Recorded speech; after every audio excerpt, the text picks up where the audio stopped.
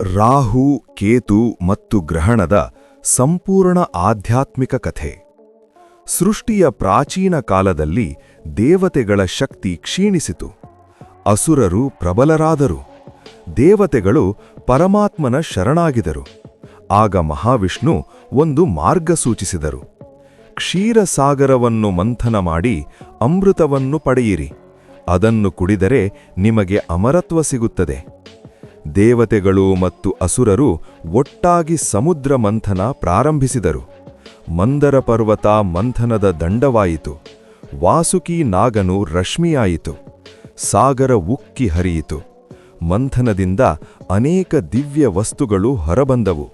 ಲಕ್ಷ್ಮೀದೇವಿ, ಐರಾವತ, ಚಂದ್ರ ಮತ್ತು ಅನೇಕ ರತ್ನಗಳು. ಕೊನೆಗೆ ಅಮೃತ ಕುಂಭ ಹೊರಬಂತು. ಅಮೃತವನ್ನು ನೋಡಿ ಅಸುರರು ಅದನ್ನು ಕಸಿದುಕೊಳ್ಳಲು ಮುಂದಾದರು. ಆಗ ಮಹಾವಿಷ್ಣು ಮೋಹಿನಿ ರೂಪದಲ್ಲಿ ಪ್ರತ್ಯಕ್ಷರಾದರು.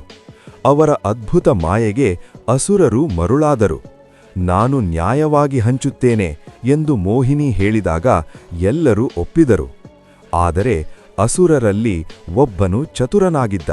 ಅವನ ಹೆಸರು ಸ್ವರ್ಭಾನು. ಅವನು ದೇವತೆಯ ವೇಷ ತಾಳಿ ಸೂರ್ಯ ಮತ್ತು ಚಂದ್ರರ ನಡುವೆ ಕುಳಿತನು. ಅಮೃತ ಹಂಚುವ ಕ್ಷಣದಲ್ಲಿ ಅವನು ಒಂದು ಹನಿ ಅಮೃತವನ್ನು ಕುಡಿದನು. ಆದರೆ ಸೂರ್ಯ ಮತ್ತು ಚಂದ್ರ ಅವನನ್ನು ಗುರುತಿಸಿದರು.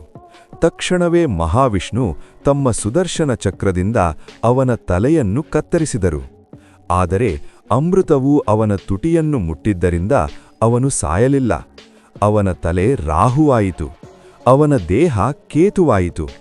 ಆ ದಿನದಿಂದ ರಾಹು ಮತ್ತು ಕೇತು ಆಕಾಶದಲ್ಲಿ ನೆರಳು ಗ್ರಹಗಳಾಗಿ ಸ್ಥಿತಿಯಾದರು.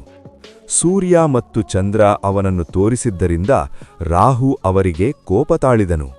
ಅವಕಾಶ ಸಿಕ್ಕಾಗೆಲ್ಲ ಅವನು ಚಂದ್ರನನ್ನು ಆವರಿಸಲು ಯತ್ನಿಸುತ್ತಾನೆ. ಆ ಕ್ಷಣವನ್ನು ನಾವು ಚಂದ್ರಗ್ರಹಣವೆಂದು ನೋಡುತ್ತೇವೆ. ಆದರೆ ರಾಹುವಿಗೆ ದೇಹವಿಲ್ಲ.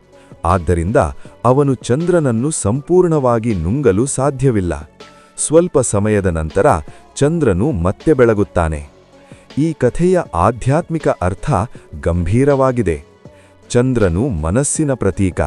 ರಾಹು ಅಹಂಕಾರ, ಮೋಹ ಮತ್ತು ಕರ್ಮದ ನೆರಳಿನ ಪ್ರತೀಕ. ನಮ್ಮ ಮನಸ್ಸಿನ ಮೇಲೆ ಅಹಂಕಾರದ ನೆರಳು ಬೀಳುವಾಗ ಅದು ಒಳಗಿನ ಗ್ರಹಣ. ಆದರೆ ಧರ್ಮ ಮತ್ತು ಸತ್ಯದ ಬೆಳಕು ಮರಳಿದಾಗ ಮನಸ್ಸು ಮತ್ತೆ ಪ್ರಕಾಶಿಸುತ್ತದೆ. ಅದಕ್ಕಾಗಿ ಗ್ರಹಣವನ್ನು ಕೇವಲ ಭಯದ ಸಮಯವೆಂದಲ್ಲ, ಆತ್ಮಚಿಂತನೆ ಮತ್ತು ಶುದ್ಧೀಕರಣದ ಅವಕಾಶವೆಂದು ಪರಿಗಣಿಸಲಾಗುತ್ತದೆ. ಕತ್ತಲೆ ತಾತ್ಕಾಲಿಕ, ಬೆಳಕು ಶಾಶ್ವತ.